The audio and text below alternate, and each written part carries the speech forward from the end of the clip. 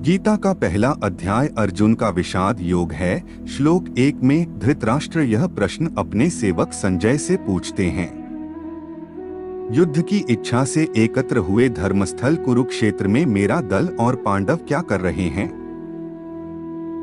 जैसा कि पहले बताया जा चुका है, अंधा धृतराष्ट्र प्रश्न भी जीवन का अंधा प्रश्न है। हम इतने अंधे हैं कि हमें पता ही नहीं चलता कि हम कुछ नहीं जानते। तो गीता की शुरुआत धृतराष्ट्र के प्रश्न से होती है। गीता का पहला श्लोक अंधे धृतराष्ट्र द्वारा संजय से किया गया प्रश्न है, जिन्होंने व्यास से उनकी दूरदर्शिता और दूरस्थ सुनवाई प्राप्त की थी।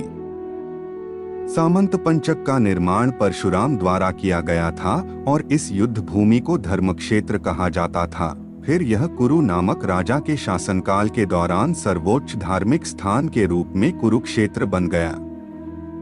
इसी को यहाँ धर्मक्षेत्रे कुरुक्षेत्रे के नाम से संबोधित किया गया है।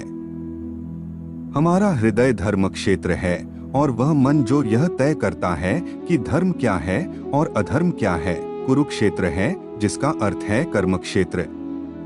महाभारत युद्ध मन का संघर्ष है। गीता के प्रथम अध्याय के प्रथम श्लोक में एक अद्भुत बात छिपी हुई है। यदि हम उसे जान लें तो शायद हमें गीता का 50% ज्ञान प्राप्त हो जाएगा। ईश्वर इस सृष्टि के कण कण में विद्यमान है।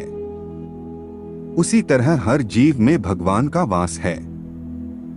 यदि हम इस सत्य को समझ लें तो जो भी हमसे मिलता है वह हमारा हो जाता है। प्रत्येक जीव हमारा घनिष्ठ मित्र बन जाता है। ऐसे में हमारे मन में कभी भी अपने या अपने करीबियों को परेशान करने का ख्याल नहीं आता है। इस पहले ही श्लोक में धृतराष्ट्र अपने परिवार को हमारा और पांडवों का कहकर अपना स्वार्थ और मन की दुर्बलता व्यक्त कर रहे हैं। आखिर धृतराष्ट्र के मन में इस सवाल की वजह क्या है? उस समय उनके मन में क्या हलचल या भ्रम था? आइए एक एक करके जानते हैं। उस समय धृतराष्ट्र के मन में पांडवों के भय से अधिक अपने पुत्रों के प्रति प्रेम और स्वार्थ यह था कि उनके पुत्र इस युद्ध को जीतें। साथ ही उन्हें शंका भी हुई कि ऐसा नहीं हो सकता। यहाँ एक बात ध्यान देने वाली है कि स्वयं धृतराष्ट्र ने धर्मक्षेत्र और कुरुक्षेत्र को संबोधित किया था। यानी वह जानता है कि जो भी धर्म के पक्ष में होगा वह इस युद्ध को जीतेगा और धृतराष्ट्र भी अपने पुत्रों द्वारा किए गए अधर्मों से अच्छी तरह वाकिफ हैं।